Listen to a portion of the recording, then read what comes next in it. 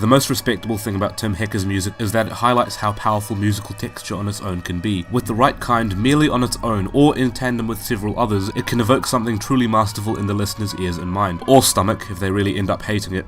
But I don't. Although it has flourished so incredibly well on the apocalyptic and ghostly Virgins, as well as the romantic and affectionate Love streams, it has also been bleak and melancholic on Rave Death and mysterious on Harmony and Ultraviolet, and that's not even digging into the rest of his works. But to be honest, a lot of his music is best experienced by going into them raw and seeing which emotional direction they'll take you personally. Given this album's already bold acclaim, as well as the fact that almost everybody that I know has seemed to enjoy this album so far, there was a bit of pressure on me hoping that I would really enjoy this one, and thankfully it wasn't that hard. I think Konoyo might be one of my favourite things he's done yet, actually. Recorded in Japan and fronted by one of the most beautifully disorganized album artworks I've ever seen. From the moment this life begins, the album is almost weeping, crying out for comfort. I love how after every few notes the track just echoes them out for a little bit longer to really dig its claws into your skin a little bit deeper. But despite how isolated this album feels, it certainly doesn't sound bleak or hopeless. It sounds like a perseverant stage of moving on. The end crescendo of this life is like that escapist feel of opening a big oppressive door and letting light flood into the room you've been trying to get yourself out of for a long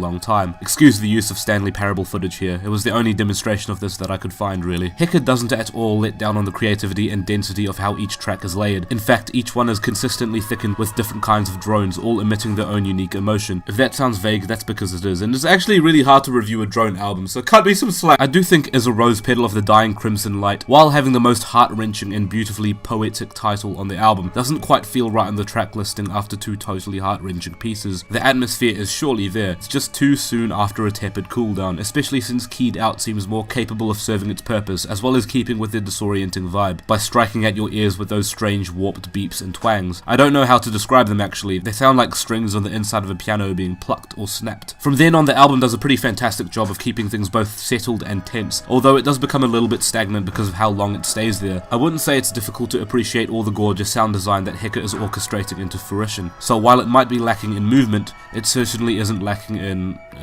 being good. This eventual eventlessness doesn't continue, thankfully, and by the time a sodium Codec Haze comes around, you can hear this heart-piercing whistle that stabs like a final admission of defeat, but it's so ghostly and in the background that it's not close enough to be the reality yet. The album ends on a rather ambiguous and almost poignant note, across to Anoyo. It begins with a lot of disjointed sounds that eventually all stack on top of each other and stretch out into a noisy drone so heavy and dense you have no choice but to feel a little bit overwhelmed at this point. It's both magical and intimidating, but despite its 15 minutes of power, it holds you in place, frozen for its entire second half as it fades into nothingness quite eerily, ending weeping and sorrowful just like how it started, brings up the idea that perhaps the entire journey was futile, despite your best efforts, which isn't actually the same as the album having no direction, because the album does lead you through some pretty challenging sonic obstacles that represent difficulty, but it's chilling just how assured the album is that you won't make it out of the album's heart-wrenching grip no matter how hard you want it to. Even Monoliths and Dimensions by Sun had a bit of an uplifting twist of fate at the end, and so Konoyo for me anyways may not have a specific story to tell as far as I'm aware, but it doesn't need one written out when the sounds you hear will speak for any voice that I wanted to talk through. Quite frankly, I don't even know why I spent so much time describing it myself, but I guess I had to say something about it. As I said, the most respectable thing about Tim Hecker's music is that it highlights how powerful musical texture on its own can be. With the right kind, merely on its own, or in tandem with several others, it can evoke something truly masterful in the listener's ears and mind.